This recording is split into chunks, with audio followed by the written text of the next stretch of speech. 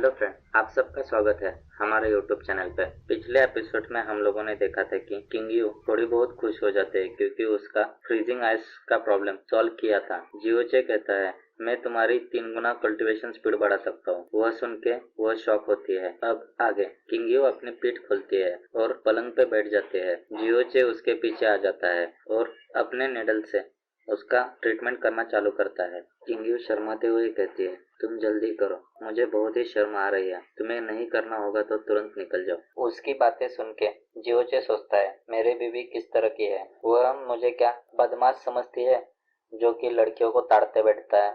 फिर भी इसकी कमर और पीठ इतनी चिकनी है कि कोई भी फिसल जाए। बाद में मन में सोचता है, छोड़ो, मुझे सिर्फ उसका ट्रीटमेंट करने का है, और ट्रीटमेंट स्टार्ट कर देता है। उसे पीठ पे नीडल्स चुभाने लगता है। किंग यू सोचती है, मुझे लगता है उसने अभी तक मेरे को छुआ भी नहीं, वह सिर्फ मेरे को नीडल से टच कर रहा है। यह वास्तव में बहुत अच्छा लगता है कि वह कोई गलत इरादे नहीं रख रहा है। तभी पीछे से जियोचे उसे नीडल चुभा देता है। उस नीडल के चुभने से किंग यू के अलग अलग तरीके के आवाज निकालने लगती है। आओ, जियोचे कहता है, हिलो डुलो मत, मुझे मेरा काम करने दो। किंग यू कहती है, लेकिन मुझे दुख रहा है। किंग यू कहता है, तो मैं कुछ नहीं कर सकता, यहाँ पर ट्रीटमेंट बंद करो क्या? किंग यू कहती है, नहीं नहीं, तुम कंटिन्यू करो, मैं सह सकती हूँ। जियोचे कहता है, अभी सिर्फ एक ही निडल लगाना बाकी है, अब तक मैंने 30 निडल लगा दी है। और मन में सोचता है, यह बहुत ही मुश्किल है, यह सिर्फ निडल ब्लॉकिंग पॉइंट क्लियर नहीं कर रही है। मेरे हेवनली पॉइजन बीट के वजह से वह बॉडी को पूरी तरह से शुद्ध भी कर रही है। मुझे नहीं लगा था कि हेवनली पॉइजन यूज करना मेरे लिए इतना मुश्किल होगा।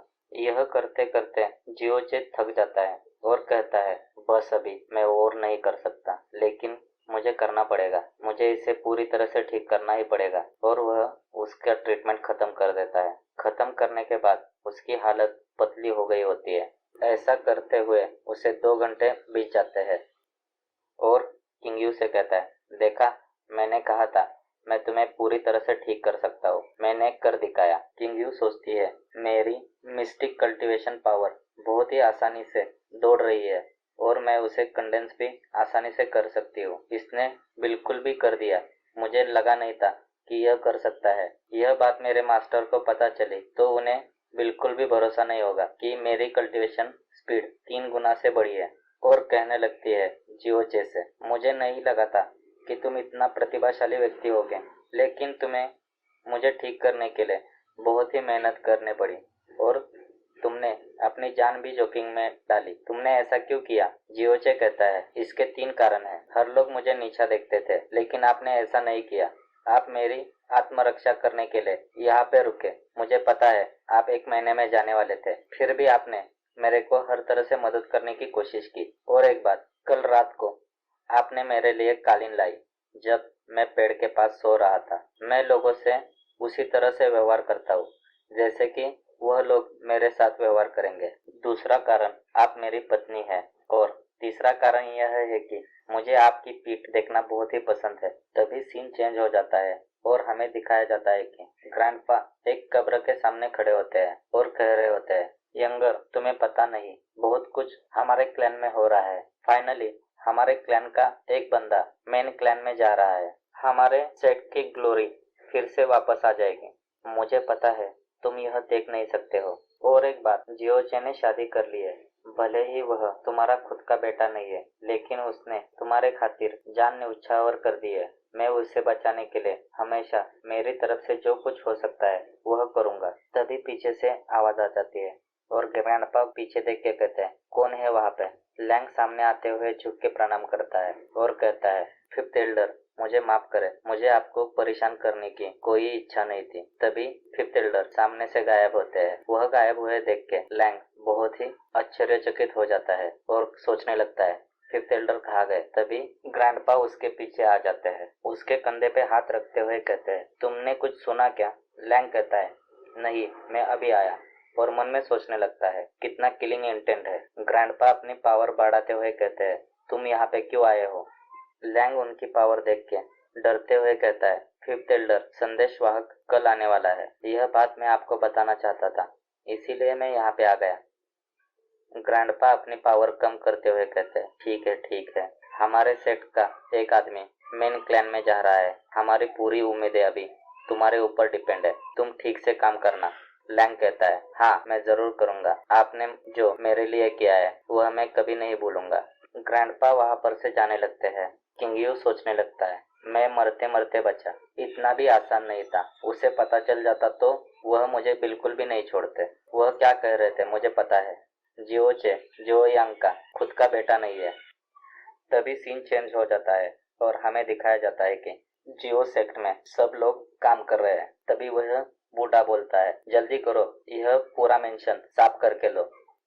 तभी उसकी नजर कुछ बदसूरत लड़कियों पे पड़ती है और वह कहता है, तुम तीनों मैसेंजर के सामने आ गए तो मैं तुम्हें वैश्यालय में भेज दूंगा और तुम बाकी के लोग इन्हें छुपा दो। उनके सामने खड़े रहना, वह दिखने नहीं चाहिए, नहीं तो मैं तुम्हें मार दूंगा।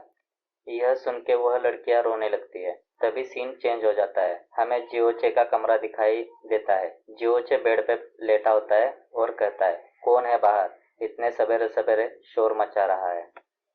जियोचे किसके ऊपर चिल्ला रहा था और उसके साथ क्या होगा, इसी सस्पेंस के जियोचे किंगयू की ट्रीटमेंट करता है। ग्रैंडपा कब्र के सामने खड़े होकर कुछ बता रहे होते हैं। तभी लैंग वहां पे आता है और उनको बताता है कि सेक्ट में कल मैसेंजर आने वाला है। सभी लोग सेक्ट में कुछ काम कर रहे होते हैं। उनका शोर सुन के अपना हीरो उठता है और चिल्ला रहा था, अब आगे कौन है बाहर? मुझे सोने भी नहीं दोगे?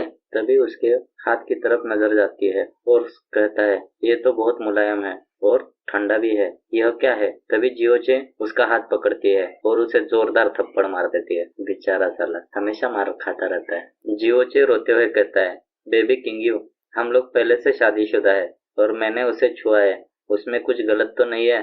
किंगयू कहती है, मैंने तुम्हें सिर्फ बिस्तर पे सोने के लिए बोला था, ना कि मुझे छूने के लिए। पिछली रात को तुम मरने वाले थे, उस वजह से मैंने तुम्हें यहाँ पे सोने दिया। अगर तुमने यह दोबारा हरकत की तो तुम्हारा हाल लैंग जैसा कर दूंगी। जियोचे कहता है, लैंग तो दूसरी औरतों को छेड़ रहा था, मैंने अपने खुद की पत्नी को हाथ लगाया तो तुमने मुझे इतना पीटा। देखो तुम्हारे वजह से मेरा मुंह कितना सूज गया है, अब मैं बाहर कैसे जाऊंगा? किंगयू कहती है, रुको थोड़ा, मैं तुम्हें अपनी पावर से ठीक कर देती हूँ। और वह ठीक करने लगती है। जियोचे कहता है, क्या तुमने मुझे ठीक किया है? उसके लिए मैं तुम्हें थैंक यू कहूँ? किंगयू कहती है, उसकी जरूरत नहीं है। और एक बात, आज जो जियो सेट का मैसेंजर आने वाला है उसके स्वागत के लिए मैं नहीं आने वाली हूँ। जियोचे कहता है, तुम क्यों नहीं आना चाहती हो? क्या तुम्हें वह मैसेंजर देखने का नहीं है क्या? किंगयू कहती है, नहीं, बिल्कुल भी नहीं।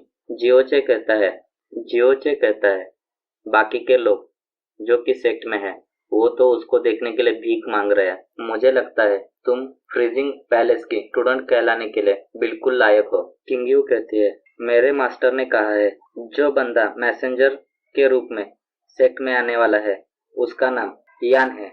हम लोग इसे मैसेंजर यान कहेंगे। वह एक तानाशाह है, तुम्हें उससे थोड़ा बच के रहना चाहिए। जियोचे कहता है, हाँ मैं उससे जरूर बच के रहूंगा। और मन में सोचने लगता है, यह मेरी अभी भी परवाह करती है। तभी सीन चेंज हो जाता है और हमें दिखाया जाता है कि जियो सेक्ट का एंट्रेंस, वहाँ पे कुछ लोग खड़े होते हैं। उसमें से एक कहता है, हम लोग पिछले 5 घंटे से यहाँ पे खड़े हैं और वह अभी भी यहाँ पर नहीं आया है, क्या गधा है? तभी दूसरा बंदा कहता है, वह तो गधा नहीं है, मुझे लगता है गधे से भी बढ़कर है। इन दोनों की बातें सुन के तीसरा बंदा कहता है, तुम लोग ऐसे मत कहो, वह हमारे लिए भगवान जैसा है क्योंकि वह मेन सेक्ट से आया हुआ है। तभी एक बंदा भागते हुए आता है और पैट्रियाज को बताने लगता है, पैट्रियाज मैसेंजर यहाँ पे पहुंच रहे हैं। उसकी वह बातें सुनकर पैट्रियाज कहते हैं, चलो चलो चलो सब लोग चलो, हमें उनका वेलकम करने का है। तभी हमें दिखाया जाता है कि मैसेंजर यान वहाँ पे आ रहा है। वह गाड़ी में बैठा है और उसके साथ में 2 लड़कियां भी होती है। उस मैसेंजर के ठाट बाट देख के स्टूडेंट में से एक बंदा कहता है, मैं उससे बहुत जल रहा हूँ। तभी दूसरा बंदा कहता है, मैं मैसेंजर बनना चाहता हूँ, उससे मुझे बहुत सी लड़कियां साथ में मिलेगी। तभी तीसरा बंदा कहता है, मैं तो उन लड़कियों के साथ ही रहना चाहता हूँ। तभी सीन चेंज हो जाता है और हमें जियो सेक्ट मीटिंग हॉल दिखाया जाता है जहाँ पर कि मैसेंजर यान और उसके साथ में 2 लड़कियां खड़ी होती है। मैसेंजर यान कहते हैं, अगर हमारे एल्डर जियो जैंग नहीं मरे होते तो मैं इस कचरे जैसी जगह पर बिल्कुल आना नहीं चाहता था। उनकी यह आखिरी इच्छा थी, इसलिए मुझे पूरा करने के लिए यहाँ पे आना पड़ा। पेट्रियाज कहते हैं, हाँ मास्टर, आप बिल्कुल सही बोल रहे हो। तभी अचानक मैसेंजर यान अपने साथ वाली लड़की को जोरदार चपाट मार देते हैं और बहुत ही गुस्से में कहते हैं, तुम लोग नहीं देख पा रहे हो कि मैं कितना गुस्सा हूँ? आप यहाँ पे खुशी से रह रहे हो, आपके मन में आपके सेक्ट लीडर के लिए कोई भावना वगैरह कुछ भी नहीं है, चले जाओ मेरे सामने से। उसकी यह बातें सुन के सभी शॉक हो जाते हैं और मन में सोचने लगते हैं, हाँ यह बिल्कुल सही है कि हम लोग उनके ऊपर कभी ध्यान ही नहीं दिया। दूसरा बंदा सोच रहा होता है, यह पागल जैसी हरकतें कर रहा है। तीसरा बंदा कहता है, यह बहुत ही ओवर कर रहा है। तभी मैसेंजर यांग कहता है, क्या मैंने गलत किया? स्टूडेंट कह रहे होते हैं, नहीं नहीं, आपने बराबर किया, हम लोग भी आपके नक्शे कदम पे चलेंगे, हम लोग आपको ही फॉलो करेंगे। मैसेंजर यान कहता है, मैं अभी थक गया हूँ, मैं आपसे कल सवेरे मिलूंगा, आप सारी तैयारी करके रखो, एक ही भी बंदा छूटना नहीं चाहिए, सभी लोगों को यहाँ पे इकट्ठा करो, उनमें से मैं एक बंदे को मेरे साथ सेक्ट में लेके जाऊंगा। पेट्रियाज कहते हैं, जरूर जरूर, मैं कर दूंगा